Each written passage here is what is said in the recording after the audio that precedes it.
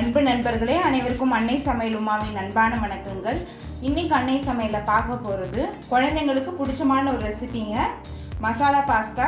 இந்த ரெசிபியை நீங்கள் பிரேக்ஃபாஸ்ட்டுக்கும் எடுத்துக்கலாம், இல்லைனா டின்னராகவும் எடுத்துக்கலாம், இல்லைனா ஸ்கூல் லஞ்ச் பாக்ஸுக்கும் நீங்கள் கொடுத்து அனுப்பலாம். வாங்க எப்படி செய்கிறதுன்னு பார்க்கலாம். கடாயில் தேவையான அளவு தண்ணி. இப்போ இதில் 2 கப் பாஸ்தா சேர்த்துக்கலாங்க. இது பார்த்தீங்கன்னா கோதுமையிலே பண்ண பாஸ்தா. கலர் பார்த்தீங்கன்னாலே தெரியும், நல்லா டிஃப்ரெண்ட்டாக இருக்குது. மைதா யூஸ் பண்ண விருப்பம் இல்லாதவங்களுக்கு இது ஒரு நல்ல சாய்ஸுங்க. விலை கொஞ்சம் காஸ்ட்லி தான், பட் ரொம்ப ரொம்ப நல்லது உடம்புக்கு. இப்போ பாஸ்தாவை தண்ணியில் சேர்த்துக்கலாங்க. கொஞ்சமாக உப்பு, கொஞ்சம் எண்ணெய்,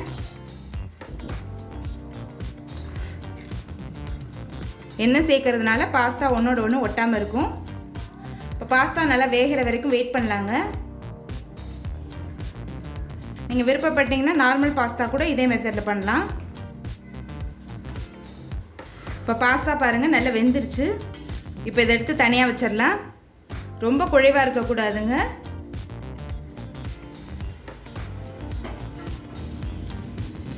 கடாயில் தேவையான அளவு எண்ணெய், பொடியாக நறுக்கின பூண்டு, பொடியாக நறுக்கின இஞ்சி,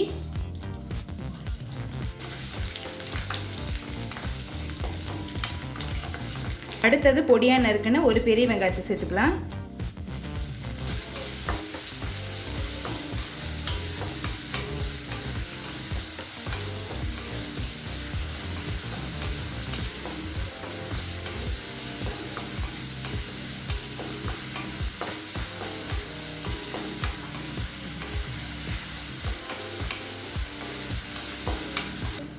இப்போ வெங்காயம் நல்லா வதங்கிடுச்சுங்க.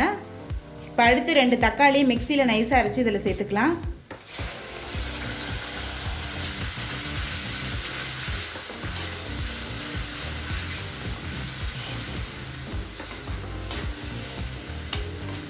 தேவையான அளவு உப்பு.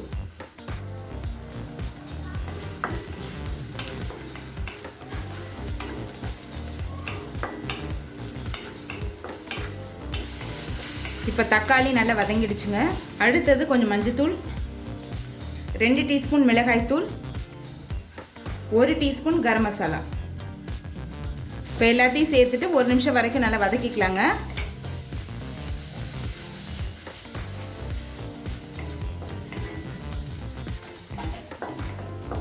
இப்போ 1 நிமிஷம் வரைக்கும் நல்லா வதக்கியாச்சுங்க. அடுத்து 1/4 கப் கேரட் சேர்த்துக்கலாம், 1/4 கப் பீன்ஸ்,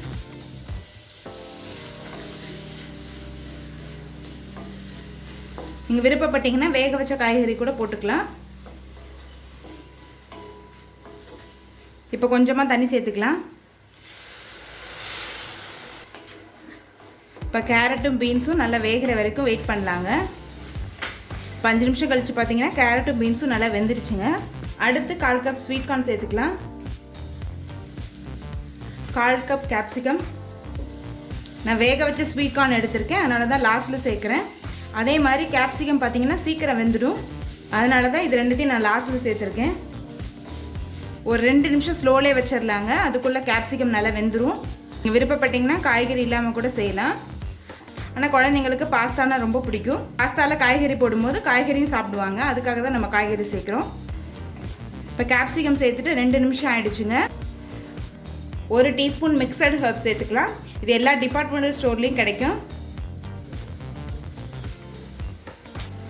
இது சேர்க்கறது ஆப்ஷனல் தாங்க, விருப்பப்பட்டால் சேர்த்துக்கலாம், இல்லைனா வேண்டாம். இது சேர்த்துட்டு நல்லா வதக்கிக்கலாம். இப்போ வேக வச்ச பாஸ்தாவை இதில் சேர்த்துக்கலாம். நல்லா மிக்ஸ் பண்ணிடலாங்க.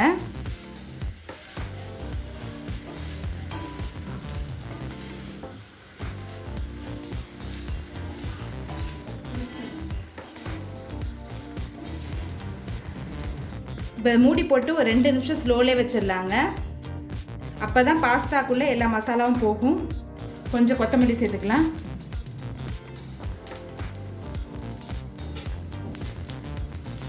இப்போ மசாலா பாஸ்தா ரெடி ஆகிடுச்சுங்க, சர்வ் பண்ணிடலாம். இப்போ சுவையான மசாலா பாஸ்தா ரெடி ஆகிடுச்சுங்க. ரெசிபியை ட்ரை பண்ணி பாருங்கள், கண்டிப்பாக உங்களுக்கே பிடிக்கும். ரெசிபி பிடிச்சிருந்ததுன்னா வீடியோவை லைக் பண்ணுங்கள், கமெண்ட் பண்ணுங்கள், ஷேர் பண்ணுங்கள். இது வரைக்கும் அன்னை சமையல் சேனலை சப்ஸ்கிரைப் பண்ணலன்னா சப்ஸ்கிரைப் பண்ணுங்கள். தேங்க்யூ.